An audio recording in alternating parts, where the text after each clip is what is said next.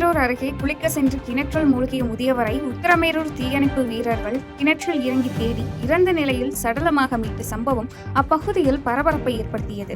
காஞ்சிபுரம் மாவட்டம் உத்திரமேரூர் ஒன்றியம் சித்தாலப்பாக்கம் கிராமத்தில் உள்ள விநாயகர் கோவில் தெருவை சேர்ந்த மணிமாறன் என்ற விவசாயி வீட்டிலிருந்து விவசாய நிலம் அருகே கால்நடைகளை மேய்ச்சலுக்கு அழைத்து சென்றுள்ளார். இந்த நிலையில் வெகு நேரமாக வீடு திரும்பாமல் இருந்ததாக மணிமாறன் குடும்பத்தினர் விவசாய கிணறு அருகே சென்று பார்த்தபோது மணிமாறன் அணிந்திருந்த ஆடைகள் கிணற்றின் மேல் இருந்துள்ளது. இதனால் சந்தேகமடைந்த மணிமாறன் குடும்பத்தினர் உத்திரமேரூர் தீயணைப்பு மற்றும் மீட்பு பணி நிலையத்திற்கு தகவல் தெரிவித்துள்ளனர். இதனைத் தொடர்ந்து சம்பவ இடத்திற்கு வந்த தீயணைப்பு துறையினர் கிணற்றில் இறங்கி தேடி மணிமாறனை இறந்த நிலையில் சடலமாக மீட்டனர். இதனையடுத்து சாலவாக்கம் போலீசார் மணிமாறன் உடலை கைப்பற்றி பிரேத பரிசோதனைக்காக செங்கல்பட்டு அரசு பொது மருத்துவமனைக்கு அனுப்பி வைத்து வழக்கு பதிவு செய்து விசாரணை மேற்கொண்டு வருகின்றனர். மேலும் இறந்த மணிமாறன் கிணற்றில் நீச்சல் அடிக்க தெரிந்த போதிலும் அவருக்கு சுகர், பிபி உள்ளிட்ட நோய்கள் இருந்ததால் கிணற்றில் மயக்கம் ஏற்பட்டு இறந்து இருக்கலாம் என கருதப்படுகிறது. கன்னியாகுமரி கடலில் பலத்த சூறைக்காற்று வீசி வருவதால் சின்னமுட்டம் மீன்பிடி துறைமுகத்தில் இருந்து மீனவர்கள் கடலுக்கு செல்ல தடை விதிக்கப்பட்டுள்ளது. கன்னியாகுமரி மாவட்டத்தில் கடந்த 2 தினங்களாக பலத்த காற்று வீசி வருகிறது. மேலும் தமிழ்நாட்டில் அடுத்த 6 நாட்களுக்கு ஓரிரு இடங்களில் மிக கனமழைக்கு வாய்ப்பு என வானிலை ஆய்வு மையம் தகவல் தெரிவித்துள்ளது. இதனால் 12 சென்டிமீட்டர் முதல் 20 சென்டிமீட்டர் வரை மிக கனமழைக்கு வாய்ப்பு என்பதால் ஜூலை 17 முதல் 22 வரை ஆகிய 6 நாட்கள் ஆரஞ்சு எச்சரிக்கை கொடுக்கப்பட்டுள்ளது. இந்நிலையில் கன்னியாகுமரி கடலில் பலத்த சூறைக்காற்று வீசுகிறது. மேலும் 350க்கும் மேற்பட்ட விசைப்படகுகள் கரையில் நிறுத்தி வைக்கப்பட்டுள்ள நிலையில் மறு அறிவிப்பு வரும் வரை மீனவர்கள் யாரும் கடலுக்கு செல்ல வேண்டாம் என மீன்வளத்துறை வேண்டுகோள் விடுத்துள்ளது.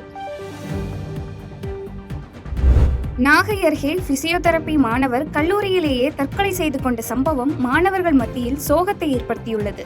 நாகை மாவட்டம் பாப்பா கோயில் பகுதியில் சர் ஐசக் நியூட்டன் என்ற தனியார் கல்லூரி செயல்பட்டு வருகிறது. இந்த கல்லூரியில் திருவாரூர் மாவட்டம் கம்பர் தெருவை சேர்ந்த கலியபெருமாள் என்பவரின் மகன் சபரீஸ்வரன் பிசியோதெரபி 4ஆம் ஆண்டு படித்து வந்துள்ளார். இந்த நிலையில் வழக்கம் போல கல்லூரி வகுப்புகளில் பங்கெடுத்த சபரீஸ்வரன் கல்லூரியின் 3வது மாடியில் இருந்து குதித்து தற்கொலை செய்து கொண்டார். இதனைத் தொடர்ந்து அவரது சடலம் பிரேத பரிசோதனைக்காக ஒரத்தூர் அரசு மருத்துவக் கல்லூரி மருத்துவமனையில் வைக்கப்பட்டுள்ள நிலையில் மாணவனின் மரணத்திற்கு நீதி கேட்டு மாணவ அமைப்புகள் மற்றும் உறவினர்கள் போராட்டத்தில் ஈடுபட்டனர். மேலும் கல்லூரிக்குள் நுழைய முயன்ற மாணவர்கள் மற்றும் உறவினர்களை போலீசார் தடுத்து நிறுத்தினர். இதனால் போலீசார் மற்றும் போராட்டக்காரர்கள் இடையே கடும் தள்ளுமுள்ளு ஏற்பட்டது.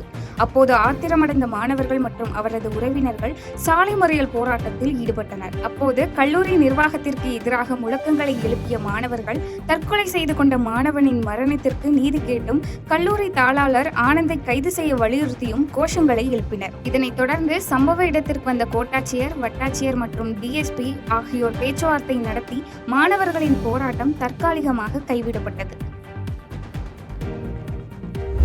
சாத்தூர் பகுதியில் உங்களுடன் ஸ்டாலின் சிறப்பு முகாமை வருவாய்த்துறை அமைச்சர் ராமச்சந்திரன் தொடங்கி வைத்தார். விருதுநகர் மாவட்டம் சாத்தூர் பகுதியில் தனியார் திருமண மண்டபங்களில் உங்களுடன் ஸ்டாலின் சிறப்பு முகாம்கள் நடைபெற்றது.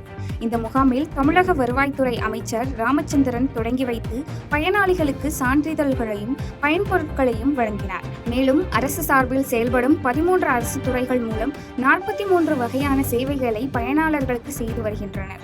தொடர்ந்து ஒவ்வொரு பகுதியிலும் பொதுமக்களுக்கு தேவையான அனைத்து வகையான சேவைகளையும் ஒரே இடத்தில் அரசு அலுவலர்கள் வழங்கி வருகின்றனர். மேலும் இந்த நிகழ்ச்சியில் கலந்து கொண்ட தமிழக வருவாய்த்துறை அமைச்சர் பிறப்பு சான்றிதழ், பட்டா, தோட்டக்கலைத்துறை மூலம் விதைகள், விவசாயத்துறை மூலம் மண் ஆராய்ச்சி குறித்த விளக்கங்கள் உள்ளிட்ட பல்வேறு சேவைகளை பயனாளர்களுக்கு வழங்கினார். இதனைத் தொடர்ந்து மாற்றுத்திறனாளிகளுக்கு உதவிகளையும் அமைச்சர் வழங்கினார். இந்த நிகழ்ச்சியில் சட்டமன்ற உறுப்பினர் ரஹ்மான், வட்டாட்சியர் ராஜாமணி மற்றும் பல்வேறு அரசு துறைகளை சேர்ந்த அரசு அலுவலர்கள் என பலர் கலந்து கொண்டனர். எட்டயபுரம் அருகே ஆதி திராவிடர் குடியிருப்பு பகுதியில் திடீர் ஆய்வு மேற்கொண்டு சிதிலமடைந்த வீடுகளை கண்டு எம்எல்ஏ அதிர்ச்சியடைந்தார். தூத்துக்குடி மாவட்டம் கோவில்பட்டி ஊராட்சி ஒன்றியம் சண்முகபுரம் ஊராட்சியில் சட்டமன்ற உறுப்பினரின் தொகுதி மேம்பாட்டு நிதியின் கீழ் 25 லட்சம் ரூபாய் மதிப்பீட்டில் சமுதாய நலக்கூடம் கட்டுவதற்கு விளாத்திக்குளம் சட்டமன்ற உறுப்பினர் மார்க்கண்டேயன் அடிக்கல் நாட்டி பணியை துவக்கி வைத்தார். பின்னர் அதே பகுதியில் உள்ள ஆதி திராவிடர் குடியிருப்பு பகுதிக்கு சென்று திடீர் ஆய்வு நடத்தினார். அப்போது வீடுகள் 20 ஆண்டுகளுக்கு மேல் கட்டப்பட்டு சேதம் அடைந்திருப்பதைக் கண்டு அதிர்ச்சியடைந்தார். இது குறித்து அதிகாரிகளை கண்டித்த அவர் விரைவில் குடியிருப்புகள் சீரமைக்கப்படும் என அப்பகுதி மக்களிடம் உறுதியளித்தார். மேலும் இந்த நிகழ்வில் வட்டார வளர்ச்சி அலுவலர் முத்துக்குமார், கோவில்பட்டி கிழக்கு ஒன்றிய செயலாளர் நவநீத கண்ணன் உட்பட பொதுமக்கள் கலந்து கொண்டனர். மதுராந்தகம் தேசிய நெடுஞ்சாலையில் சாலையை கடக்க முயன்ற ஜேசிபி வாகனம் மீது ஆம்னி பேருந்து மோதி விபத்து ஏற்பட்டதில் 12 பேர் காயங்களுடன் மீட்கப்பட்டனர். செங்கல்பட்டு மாவட்டம் மதுராந்தகம் அருகே திருச்சி சென்னை தேசிய நெடுஞ்சாலையில் சாலையை கடக்க நின்று கொண்டிருந்த ஜேசிபி வாகனம் மீது அவ்வழியாக திருச்சியிலிருந்து சென்னை நோக்கி வந்த ஆம்னி பேருந்து எதிர்பாராத விதமாக மோதியது. இந்த விபத்தில் பேருந்தில் பயணம் செய்த 12 பயணிகள் சிறு காயங்களுடன் அதிர்ஷ்டவசமாக உயிர் தப்பினர். மேலும் விபத்து காரணமாக போக்குவரத்து நெரிசல் ஏற்பட்ட நிலையில் சம்பவ இடத்திற்கு விரைந்த போலீசார் விபத்துக்குள்ளான வாகனங்களை அப்புறப்படுத்தியதோடு விபத்து குறித்து விசாரணை நடத்தினர். கிட்னி திருட்டு விவகாரத்தில் குற்றவாளிகள் யாராக இருந்தாலும் தப்ப முடியாது என்று அமைச்சர் மா. சுப்பிரமணியன் எச்சரிக்கை விடுத்துள்ளார். மதுரையில் நிகழ்ச்சி ஒன்றில் கலந்து கொண்ட பின்பு செய்தியாளர்களுக்கு பேட்டியளித்த அமைச்சர் மா. சுப்பிரமணியன், மதுரை ராஜாஜி மருத்துவமனைக்கு என பணியமர்த்தப்பட்ட 510 மருத்துவர்கள் ஏற்கனவே பணியில் உள்ளதாகவும், புதிய கட்டிடத்தை பராமரிப்பதற்காக 46 பணியாளர்கள் நியமிக்கப்பட்டுள்ளதாகவும் குற்றச்சாட்டுகளுக்கு பதிலடி தந்தார். மேலும் உடல் உறுப்புகள் விற்பனை செய்வதாக நாமக்கல்லில் எழுந்துள்ள புகாருக்கு நடவடிக்கை எடுக்கப்பட்டுள்ளதாகவும், உடல் உறுப்புகளை விற்பனை செய்வது மனிதநேயமற்ற செயல் என்றும், நாமக்கல்லில் கிட்னி திருட்டு தொடர்பாக உரிய விசாரணை நடைபெற்றுக் கொண்டிருப்பதாகவும், யாராக இருந்தாலும் உரிய நடவடிக்கை எடுக்கப்படும் என்று தெரிவித்தார். ஏற்கனவே நாமக்கல்ல மரியாதைக்குரிய பி. உமா மாவட்ட ஆட்சித்தலைவராக இருந்தப்ப இந்த மாதிரி உடல் உறுப்பு அதில் குளறுபடிகள் கண்டுபிடிக்கப்பட்டு 2-3 பேருக்கு தண்டனை பெற்று தந்து சிறையிலெல்லாம் அடைத்திருக்கிறார்கள். இந்த உடல் உறுப்பு தானம் என்பது ஒரு மிகப்பெரிய மனிதநேயம் உள்ள ஒரு நடவடிக்கை. அதை விற்பனையாவோ இல்லை வியாபாரமாவோ ஆக்குவது என்பது கடுங்குற்றம். அது யார் செய்தாலும் எங்கே செய்தாலும் உடனடியாக நடவடிக்கைகள் மேற்கொள்ளப்பட்டு வருகிறது. அந்த வகையில் நாமக்கல்ல ஏற்கனவே நடைபெற்ற அந்த நிகழ்வை ஒட்டி தொடர்ச்சியாக விசாரணை நடைபெற்றுக் கொண்டிருக்கிறது. கோவை அருகே காட்டு யானையை தாக்கி பெண் ஒருவர் உயிரிழந்தது கிராம மக்களிடையே பெரும் சோகத்தை ஏற்படுத்தியுள்ளது. கோவை மாவட்டம் போலுவாம்பட்டி வனச்சரகத்திற்குட்பட்ட பகுதியைச் சேர்ந்த ஜீவா என்பவரின் மனைவி செல்வி வன எல்லை அருகில் உள்ள ஆற்றில் துணி துவைத்துக் கொண்டிருந்ததாக கூறப்படுகிறது. அப்போது எதிர்பாராத விதமாக அங்கு வந்த காட்டு யானை ஒன்று செல்வியை தாக்கியுள்ளது. இதில் படுகாயமடைந்த செல்வி சம்பவ இடத்திலேயே உயிரிழந்தார். தகவலின் பேரில் அங்கு விரைந்த வனத்துறையினர் மற்றும் காவல்துறையினர் உயிரிழந்த பெண்ணின் உடலை மீட்டனர். மேலும் இதுகுறித்து வழக்கு பதிவு செய்துள்ளதோடு பொதுமக்கள் பாதுகாப்பாக இருக்கும்படி அறிவுறுத்தப்பட்டுள்ளது. மதிமுகவை கருவியாக பயன்படுத்தி என் மூச்சிருக்கும் வரை தமிழகத்திற்காக பாடுபட்டுக் கொண்டே இருப்பேன் என்று தருமபுரியில் நடந்த மதிமுக செயல் வீரர்கள் கூட்டத்தில் வைகோ உருக்கமாக பேசினார். தருமபுரியில் மதிமுகவின் வேலூர் மண்டல செயல் வீரர்கள் கூட்டம் பெண்ணாகரம் சாலையில் உள்ள தனியார் மண்டபத்தில் நடந்தது. இந்த கூட்டத்தில் கட்சியின் பொதுச் செயலாளர் வைகோ பங்கேற்று பேசினார். அப்போது தெரிவித்த அவர், சென்னை மாநில கல்லூரியில் பயிலும் காலத்தில் கல்லூரி விழாவில் மேடையில் நான் பேசியதை பார்த்த காமராஜ் என்னை காங்கிரஸ் கட்சிக்கு வருமாறு அழைத்தார். நான் மறுத்துவிட்டேன் என்று தெரிவித்தார்.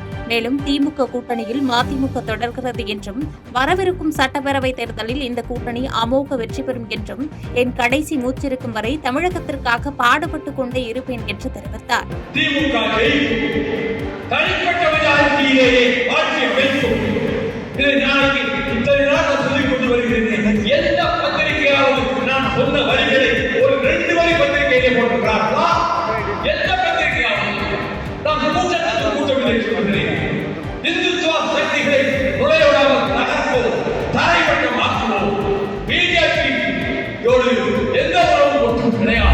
அதிமுக டிரம்புடன் கூட கூட்டணி வைக்க வாய்ப்புள்ளது என்று கார்த்தி சிதம்பரம் விமர்சித்து பேசியுள்ளார்.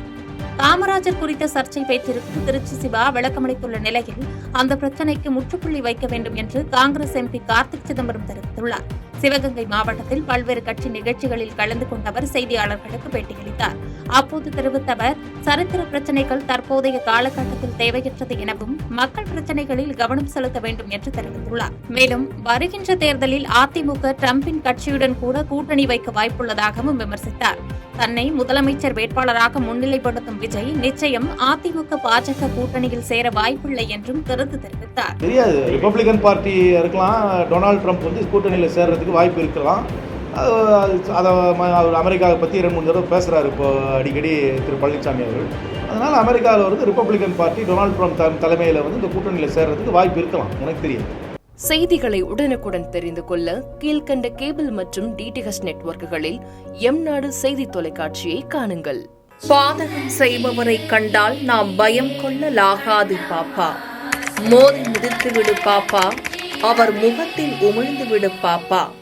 அண்மை செய்திகளை உடனுக்குடன் தெரிந்து கொள்ள இணைந்திருங்கள் எம்நாடு தொலைக்காட்சியுடன்.